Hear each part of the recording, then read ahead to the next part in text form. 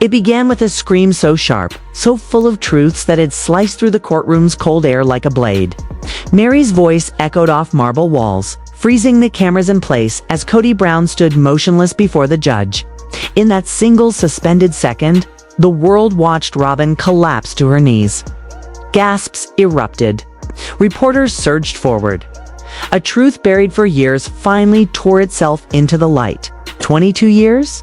22 years of secrets, lies, and carefully polished smiles, shattered on national television. If you could ask the Browns one question in that courtroom, what would it be? Drop your question below before the trial even begins. The morning of judgment, the courthouse loomed out of the gray dawn like a fortress. Rain streaked down its stone columns, the steps gleaming slick beneath the gloomy morning sky. Before sunrise, news vans had already claimed every inch of pavement.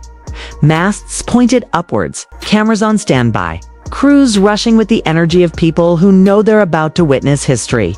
This wasn't a trial. This was a reckoning, and the world was hungry for it. Kody Brown arrived first.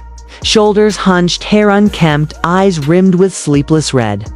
His clothes were clean, deliberate tempting confidence, failing miserably. He walked like a man carrying the weight of every bad choice he ever made. He searched the steps for his wives. None of them were there. For the first time, Kody looked truly alone. Inside, his boots echoed through the marble lobby like the countdown of a bomb. Reporters whispered. Pens scratched. Kody stared straight ahead, gripping his bag strap until his knuckles whitened. Then came the commotion. Mary entered, eyes swollen, jaw set, flanked by a sharp, precise young lawyer. Janelle followed, clutching a battered brown notebook stuffed with years of quiet observations. Christine came next, her daughter's hand locked in hers. Robin stepped in last, mascara already smudged, clutching a tissue as if it could shield her from what she knew was coming. For a brief electric moment, the wives stood together. They didn't meet each other's eyes, but they didn't walk away either. Courtroom 4B doors opened. All rise, the bailiff thundered, and the storm began. Mary takes the stand. Mary's footsteps felt like thunder as she crossed the courtroom. When she sat, her hands trembled, but her gaze, when she finally lifted, it was steady. The prosecutor's voice softened. Mrs. Brown, how would you describe the last 5 years of your marriage? Mary's throat bobbed. A single tear slid down her cheek. Like living in a house with no doors, she said. Every time I found a way out, it disappeared. Every time I trusted Kody, another secret came out of the shadows. The courtroom shifted. Even the judge leaned in. Mary laid out the story: late night whispers, locked banking accounts, glitches that always seemed to happen at convenient times. She described waking in the night to find Kody hunched over his phone in the dark. His voice low, urgent, falling silent the instant she walked in. The prosecutor revealed printouts, transfers, signatures Mary never signed. Accounts she'd never heard of. That's my name, Mary whispered, but I never approved that. Ever. Kody's lawyer objected. Overruled. Mary's anger, quiet, trembling, exhausted, filled the room. I stayed because I thought if I loved hard enough, forgave enough, the family might survive. I didn't know the family was already gone. Janelle squeezed her hand as she returned to her seat. Christine touched her shoulder. Even Robin avoided Kody's gaze. Christine's turn. When Christine was called, the air thickened. She walked to the stand with the slow, deliberate steps of someone who'd waited too long to speak. She described the ledger first. Simple numbers that didn't add up. Withdrawals she'd never approved. Payments for land registered under companies she'd never heard of. I confronted him, Christine said softly. He told me I didn't understand how a family works anymore. She opened her purse, a sealed, heavy envelope. The gallery froze. Even Kody stiffened. These were in the safe under Kody's desk, she whispered. The safe he said he never used. Email exchanges, hundreds, all printed, all damning. Christine read one aloud, her voice shaking. Move the funds by Friday. They won't check the secondary account. Robin will sign whatever's needed. Keep Mary distracted. The room erupted. Kody lunged to his feet. Your Honor? Sit down, Mr. Brown. Robin burst into uncontrollable sobs, shaking her head violently. "I didn't know," she cried. "I didn't know he was doing all of this." Christine looked at Kody not with anger, but with something far more devastating. "You could have told us," she whispered. "You could have trusted us." Kody dropped his gaze. And for the first time, he looked like a man who knew the truth had finally outrun him. The courtroom hadn't recovered from Christine's revelation when the judge's gavel slammed down again and again. Her voice slicing through the chaos. "Order. This courtroom will maintain order." But how could anyone stay calm now? Emails, hidden accounts, Robin's name. Right there, in black and white. Robin's sobs filled the entire room. She leaned forward, clutching her tissue so tightly it tore in half. "I didn't know. I swear I didn't know," she choked out, the words spilling out before her lawyer could stop her. Kody didn't look at her. He didn't look at anyone. His shoulders slumped, his jaw trembling. The man who once commanded a dozen cameras with a flick of his hair now looked like a cornered animal, fearful, small, and utterly defeated. Christine, still on the stand, watched him with a hollow expression. Not hate, not anger, just broken truth. The prosecutor stepped in again, voice steady as stone. "Mrs. Christine Brown, in your opinion, were these transactions coordinated?" Christine closed her eyes for a moment, gathering herself. "Yes," she whispered. "Every part of it was coordinated. We were lied to for years." A ripple moved through the gallery. A producer scribbled notes faster than he ever had on set. Even the court reporter paused for a split second, her fingers hovering above the keys. The jury's shock. The juries stared at Kody as if seeing him for the first time. One woman's jaw hung open. A middle-aged man shook his head slowly, stunned. Another leaned forward, elbows on his knees, not wanting to miss a single breath. Kody's lawyer sensed disaster. He sprang to his feet. "Mrs. Brown, these emails? How do we know they weren't tampered with, edited, misinterpreted?" Christine didn't flinch. "Because I printed them myself," she said. "From Kody's computer. The one he thought I didn't know the password to?" Kody's head snapped up. Everyone gasped. Even Robin stopped crying. The judge raised an eyebrow. "Mr. Brown, is that true?" Kody swallowed hard. "I don't recall," but the judge's stare burned through him. Christine's voice rose, trembled, then steadied again. "I didn't want to find them. I didn't want any of this. But when you see lies piled on lies, you stop recognizing the man you married." The breaking point, Mary leaned forward, tears streaking down her cheeks. Whispering just loud enough, "We were never enough for him." Janelle wrote something in her notebook, her hands shaking. Robin's sobs started again, so loud that even the guards shifted uncomfortably. Kody finally snapped. He slammed his fists onto the table. "This is twisted. This is all twisted.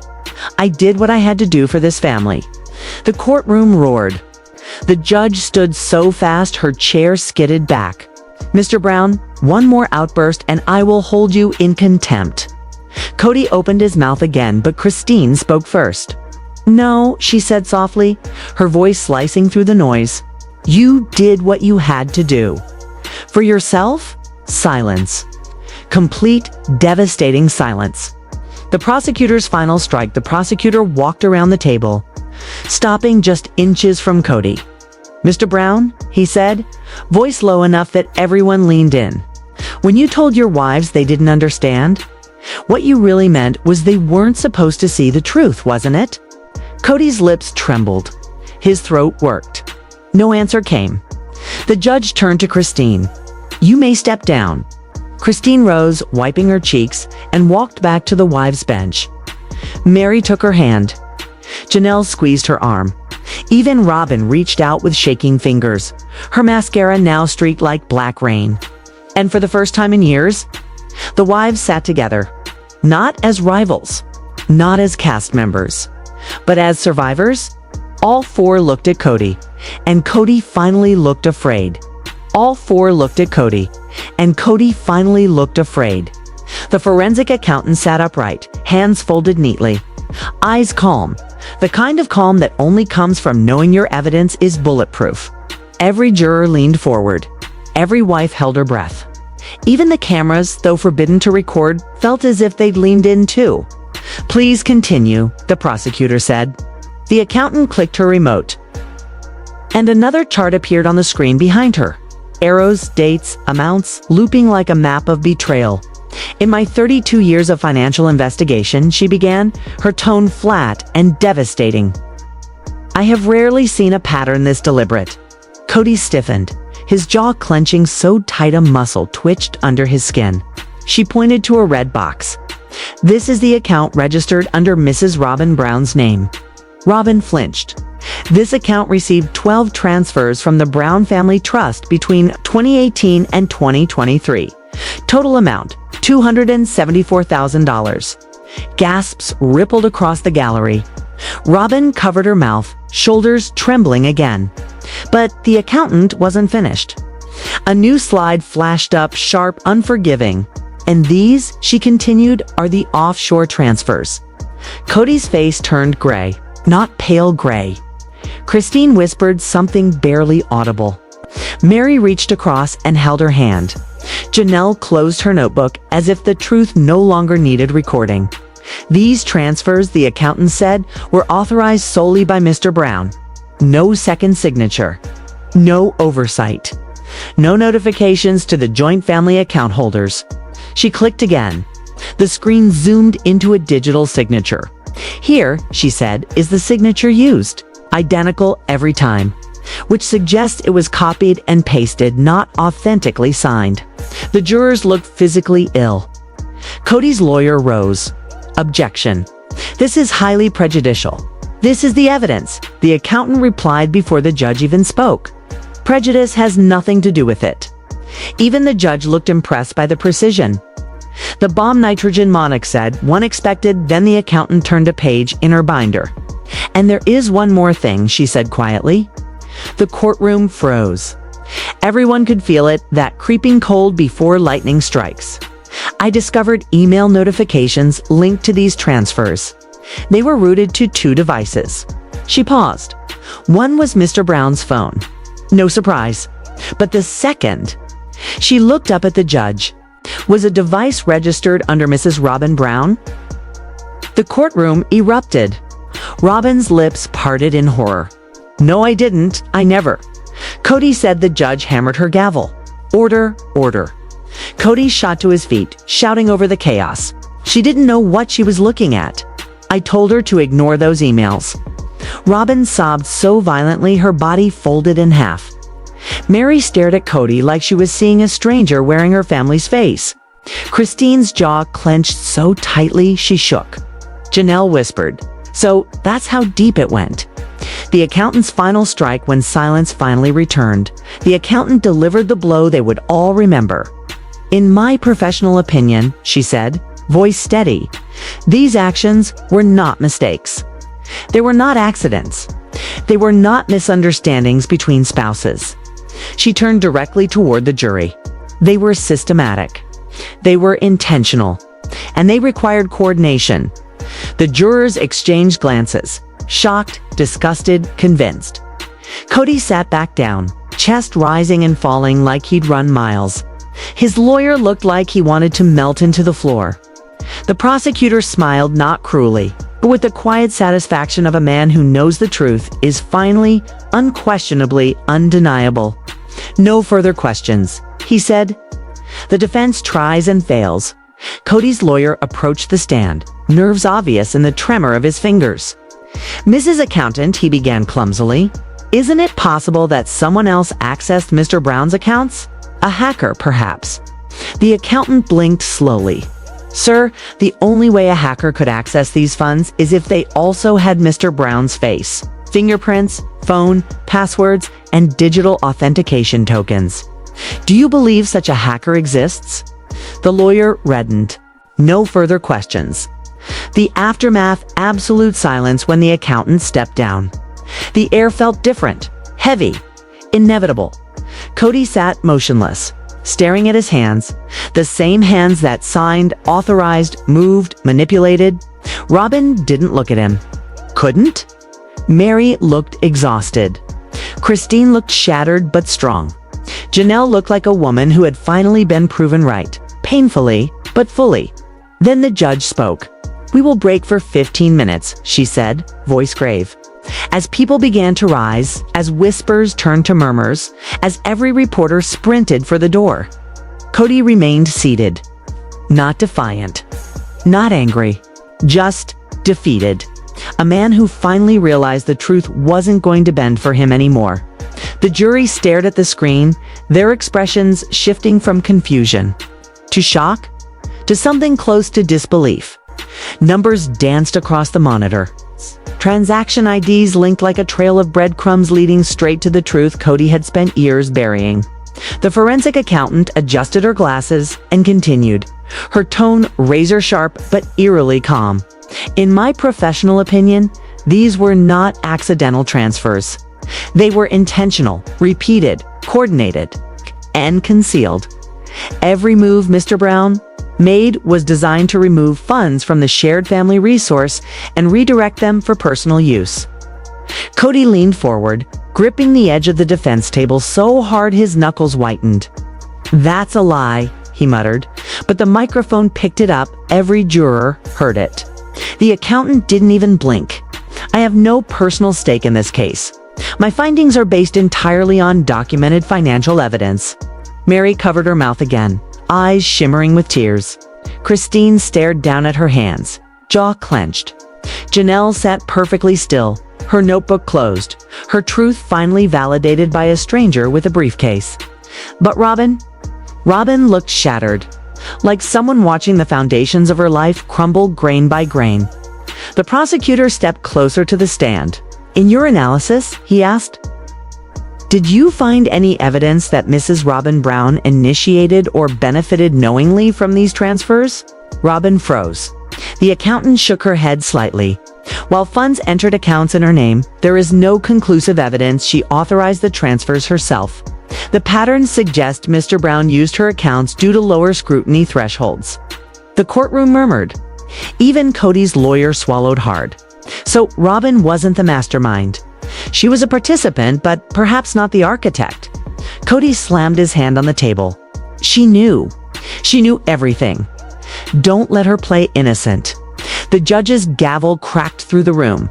"Mr. Brown, one more outburst and I will have you removed from this courtroom." The accountant continued, unshaken. "One more detail, Your Honor." She tapped her screen and a final document appeared. A signature comparison. Kody's real signature on one side, a digital signature used for transfers on the other. The differences were subtle, but undeniable. These signatures, the accountant said, were digitally manipulated versions of Mr. Brown's own handwriting. In other words, he forged his own signature to create the illusion of authorization. Gasps erupted. That meant he wasn't just hiding money. He was hiding his intent. Kody's face went blank, drained of all color. For one terrifying moment, he looked like a man who realized the ground beneath him had completely vanished. The prosecutor's voice sliced through the tension. "So, in your expert opinion, this was fraud?" "Yes," the accountant replied smoothly. "Systematic fraud." The courtroom felt like it took a collective breath, then held it. The judge turned to the defense table. "Mr. Brown, do you wish to question the witness?" Kody's lawyer stood, face gray. He opened his mouth, then closed it again. "No, Your Honor." He had nothing. Absolutely nothing. The judge nodded. "Very well. The witness may step down." The accountant gathered her documents, stepping down with the kind of quiet dignity only someone holding the truth could carry. As she passed the defense table, Kody looked away. He couldn't meet her eyes. The judge glanced at the clock. "We will proceed," she said. "Call your next witness." But before the prosecution could speak, a voice rose from the gallery. A trembling, broken voice. "Your Honor, I need to speak." Every head turned. It was Savannah Janelle's daughter. Her face pale, hands shaking, but her eyes filled with a courage she didn't know she possessed. Janelle gasped. "Savannah, no." But the girl took a step forward. "Please," she said softly. "I have something the court needs to hear." The judge hesitated. "Are you represented by counsel?" "No," Savannah whispered. "But I have evidence. Messages. Voicemails. Proof of what he did to me. And Mum." A ripple passed across the entire courtroom. Even the seasoned reporter in the back dropped her pen. Kody froze. His eyes wide. His breath caught. Because he knew. He knew exactly which messages she meant. The judge exhaled slowly, approached the bench. Savannah stepped forward, hands trembling as she held out her phone. The judge reviewed the screen. Her face tightened. Her brows drew together. She looked up, voice colder than ice.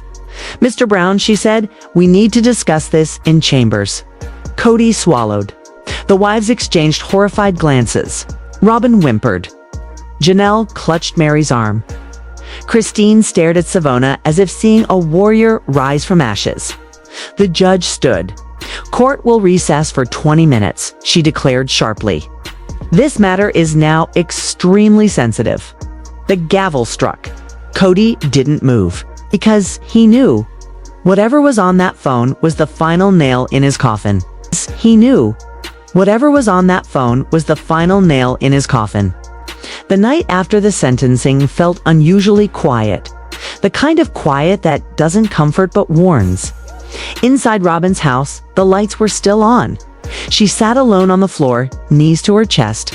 The torn pieces of Kody's will scattered around her like the ruins of a kingdom that had never really belonged to her. She picked up the pieces, one by one, pressing them against her trembling palms. But no matter how she tried, nothing fit anymore. Not the lies. Not the family. Not her place in the story. Upstairs, the clock ticked slow, cruel, unbothered by human grief. Robin closed her eyes. Tomorrow, she knew she would have to face the world again. But tonight, she was simply a woman who had believed a man who promised the world and delivered a storm. Meanwhile, across the desert, Christine stood on her porch, staring at the horizon. The sky was bruised with purple clouds, a storm threatening but holding back, as if it too were waiting for her next breath. In her hand was the copy of the will, the one she didn't let Robin see. The one that wasn't torn. The one she hadn't shown the others yet. Because this one had something else. A signature. A signature that didn't belong to Robin, didn't belong to Mary, didn't belong to Janelle. But it belonged to someone. Someone none of them expected. She traced her finger over it slowly. A name the world hadn't heard in years. A name buried in past seasons, past heartbreaks, past choices.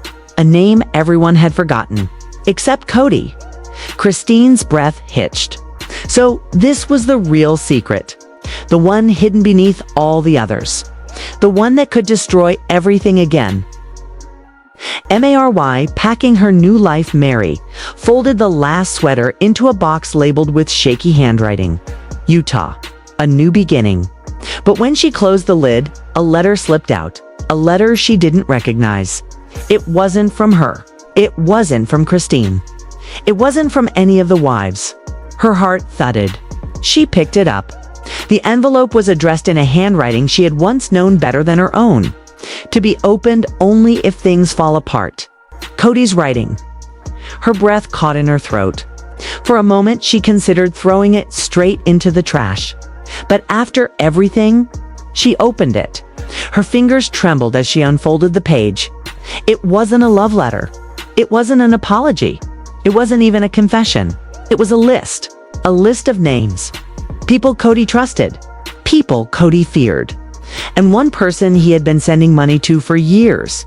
A person none of the wives knew existed. Janelle the accountant returns. Janelle's phone buzzed at 2:13 a.m. Unknown number. She almost ignored it, almost. But something told her to answer. The voice on the other end was the accountant from court. Her tone clipped, urgent. "Mrs. Brown, I found something else. Something I didn't include in my testimony." Janelle sat up, the night pressing around her. "What did you find?" Static buzzed through the line. A long breath. Transactions, the accountant whispered. To a woman in Nevada, for years. Tens of thousands. Janelle froze.